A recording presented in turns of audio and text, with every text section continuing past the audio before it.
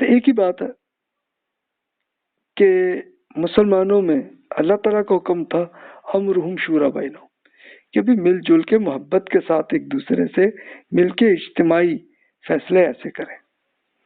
صحابہ کرام ایسے ہی کرتے تھے تو 100% تک اس پہ عمل کرتے رہے.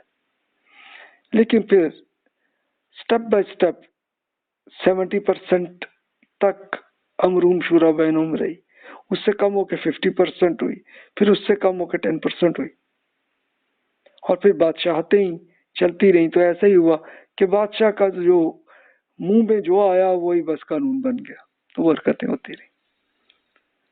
تو یہ سلسلہ چلتا ہی رہا ہے اور آج کل بھی رہا ہے. اگر اب جیسے آج کل جمہوریت ہے چل رہی ہے، لیکن یہ اس کو لنگڑی جمہوریت ہی کہہ سکتے ہیں. تو یہ سچویشن رہی ہے. مختلف سلطنتوں میں آپس میں جنگیں وہ چلتی رہی ہیں. 833 عیسوی کیلنڈر سے دیکھیں اور آج تک کی صورتحال ہے. اب سن ہی رہے ہیں اخبارات میں، ٹی وی میں، جو بھی چل رہی ہیں آپس میں ایک دوسرے کی جنگیں، تو یہی چل رہی. مسلمانوں میں دنیا پرستی یہ بہت آ گئی تھی کہ ہمیں جتنا زیادہ فنڈ مل جائے وہ ہمارا ہے. تو ہر کوئی اس کے لیے ایک دوسرے سے یہی کوشش کر رہے ہیں. سارے سیاستدان یہی کر رہے ہوتے ہیں. جس کو جو موقع ملے، جیسے ملے، جس طریقے سے ملے، بس ہمارے ہاتھ میں ہے، حکومت ایسے آئے. اور پھر بدعات یہ دینی اعتبار سے دیکھیں تو رسول اللہ صلی اللہ علیہ وسلم نے واضح فرما دیا تھا کہ بھی جو رسول اللہ صلی اللہ علیہ وسلم کے قرآن میں اور جو پریکٹیکلی سنت میں جو دین کے احکامات بتائیں بس وہی دین ہے. اس سے علاوہ جو کچھ ہے وہ دین نہیں ہے. لیکن لوگوں نے جو آئیڈیاز آئے وہ ایڈ کرتے گئے تو وہ بدعتیں جو آ گئی ہمارے ہاں، اسی بیسس پہ فرقہ واریت ہوئی ہے. یعنی اب وہ جب ایک نیا آئیڈیا آئے گا تو سب کا اتفاق تو نہیں ہو سکتا نا، تو اسی میں آپس میں لے کے اختلاف ہوئے. اختلاف ہوتے ہوتے پھر ذرا شدت اختیار کرتے رہے تو وہ فرقے بنتے رہے اور مسلمان ایک دوسرے سے لڑتے بھی رہے. اور ہر کوئی یہ کوشش کرتا رہا کہ ہمارا ہی کنٹرول آ جائے حکومت پہ. اسی میں لڑائی جھگڑے رہے ہیں پوری ہسٹری میں. اور پھر یہ میں نے عرض کیا کہ سائنس اور ٹیکنالوجی میں چونکہ شروع میں تو بہت شوق تھا مسلمانوں میں، تو وہی سپر پاور بنے. اور جب انہوں نے چھوڑ دیا اس کو اور یہ فلسفہ، تصوف اور علم الکلام بس اسی میں غور رہا، تو پھر زوال آ گیا. اور وہ رہا اس پیریڈ میں. اس کے برعکس یورپ میں یہ معاملہ ہوا کہ انہوں نے فلسفے کو کوئی خاص حیثیت نہیں دی اور ان کے ہاں سائنس اور ٹیکنالوجی پہ زیادہ فوکس کیا. تو تبھی لے جا کے وہ دنیا کے سپر پاور بنے. اور انہوں نے اپنے پوپ میں ایک یہ پورا احتجاج ہوا جسے پروٹیسٹنٹزم کہتے ہیں. اور انہوں نے پھر یہ کیا کہ نہیں جناب، ہم علمی آزادی ہر انسان کو تاکہ وہ خود غور کریں. تو تب لے جا کے یہ معاملہ ہوا. اب 1258 میں جب منگولوں نے مسلمانوں کے ایریے کو فتح کر لیا تھا، لیکن پھر دعوت کا کام مسلمانوں نے بڑا اچھا کیا تو منگول ہی مان لائے تھے. لیکن منگولوں نے ایک پھر سائنس اور ٹیکنالوجی پہ کوئی شوق نہیں رہا، انہوں نے فلسفے پہ اور تصوف پہ ہی ذوق رہا. تو پھر اس لیے منگول آپس میں پھر ایک دوسرے سے ویسے ہی لڑتے رہے، یعنی دین پہ بھی صحیح طرح سے نہیں مانے اور آپس میں ایک دوسرے سے لڑائی جھگڑے کرتے، جنگیں کرتے، وہ بھی زوال میں آ گئے.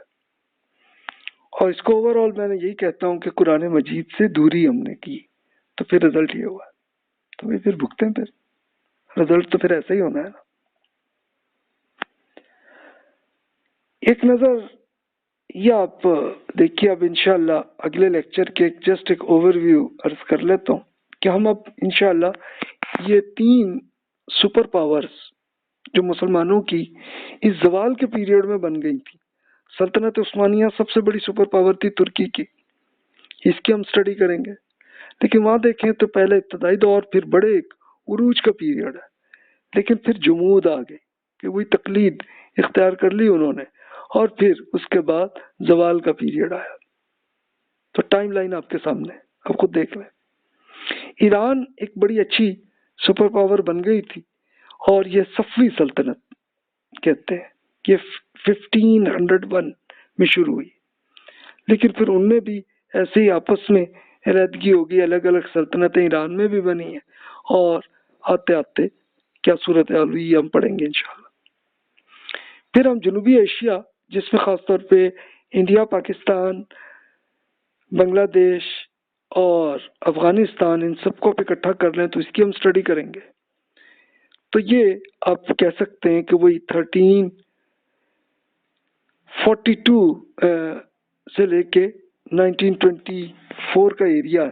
तो इसको हम पूरी बात मैंने पहले कर दी थी कि पहले इंडिया में कैसे रसूलुल्लाह सल्लल्लाहु अलैहि वसल्लम के ज़माने में दावत पहुंची, दावत के रिजल्ट क्या है, फिर गौरी सल्तनत बनी थी, तो इसको हम एक मुख्तसरन अर्ज कर लेंगे। फिर उसके बाद दिल्ली सलातीन, जिनको एक वो कहते हैं कि हम गुलाम बादशाह थे, तो उनकी हुकूमत रही। फिर मुगलिया सल्तनत बनी थी, ये सुपर पावर बनी, इसकी हम स्टडी डिटेल में करेंगे। लेकिन फिर आपस में यहाँ पे भी लड़ाई झगड़े में अलहदगी हो गई, अलग अलग छोटी छोटी रियासतें बनी। ये 1764 से लेके 1857 तक रही। उसके बाद फिर यूरोपियंस और खासतौर पर अंग्रेजों ही की ताकत रही, और वो रही फिर, इसकी हम करेंगे स्टडी। फिर हम आगे चल के, ये तो पॉलिटिक्स का मामला बस इतना ही है, लेकिन असल काम का इंटरेस्ट की चीज है इल्मी फिक्र के कैसे फिर तहजीबी जमूद और जवाल के दौर में इल्म फिक्र का काम हुआ क्या यहाँ पे। फिर भी काफी स्टडीज इंडिया में बहुत हुई है।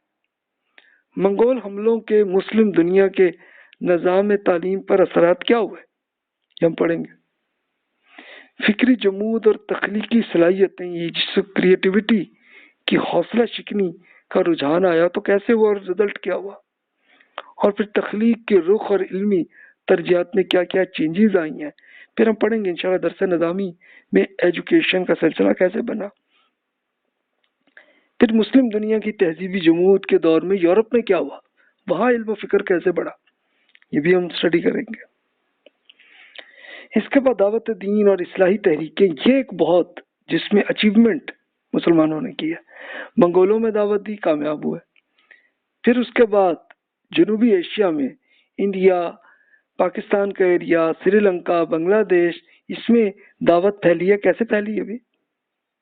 फिर इंडोनेशिया, मलेशिया और दीगर जजायर में समुद्रों में दावत पहुंची, कैसे पहुंची, और अफ्रीका में दावत कैसे फैली है। और फिर उसके बाद हम आगे जाके यूरोप और अमेरिका में और रशिया में इस्लाम की दावत कैसे फैली है। तो ये हम पूरी स्टडी करेंगे कि कैसे दावत चलते चलते, यानी अमेरिका में सिर्फ अमेरिका ही नहीं बल्कि अमेरिका के साथ कनाडा, ब्राजील और ये जिसको आप कहते हैं साउथ अमेरिका, उसमें कैसे दावत पहुंची है, ये भी हम पढ़ेंगे इंशाल्लाह। तो ये हमारी स्टडी होगी इंशाल्लाह। पिछले लेक्चर में जैसे हमने देखा था कि मुसलमानों में मुख्तलिफ तहरीकें बनी, फिरके बने, इनके क्या रिजल्ट आए, ये भी हम स्टडी कर लेंगे। जिसमें तहजीबी जमूद के पीरियड में, जब स्टैग्नेशन का पीरियड है, मुख्तलिफ रुझानात थे और इखलाकी इन्हतात तब भी आया मुसलमानों में, जिसको डीजेनरेशन आप कहते हैं। तो इसमें क्या मामलात हुए, तो इसमें बड़ी बड़ी तहरीकें, इब्न तैमिया की तहरीक, तसव्वुफ की तहरीक, फिर महदवियत और मसीहियत की तहरीकें मुख्तलिफ टाइम में बनी। तो क्या हुआ, फिर वलीउल्लाह साहब ने, शाह वलीउल्लाह साहब ने एक बड़ी तहरीकें इंडिया में उन्होंने की थी, उसके क्या रिजल्ट्स आए। सलफी तहरीकें ये किस तरह से बनी और ये खास तौर पे अरब ममालिक में ज़्यादा हुई है, उसका रिजल्ट क्या हुआ, ये हम पढ़ेंगे सबको इंशाल्लाह। फिर मुस्लिम ममालिक में नए मज़ाहिब के इर्तिका भी हुआ कि मुसलमानों के अंदर नए नए मज़हब पैदा हुए, मसलन दीन इलाही। फिर बहाई मज़हब जो है वो बना, अहमदी मज़हब जिनको कादियानी अब कहते हैं, तो वो कैसे बने, क्या मामला हुआ, ये भी हम स्टडी करेंगे। तो जनाब ये है जस्ट एक ओवरव्यू। अब ये ओवरव्यू करने के लिए 45 मिनट तो लगे मुझे, तो इससे आप खुद इमेजिन करें कि जब एक एक चीज़ को डेप्थ में हम जाएंगे तो फिर कितना टाइम लगेगा। तो इसके लिए लेक्चर्स तो लगेंगे ज़्यादा। तो जनाब थैंक यू सो मच।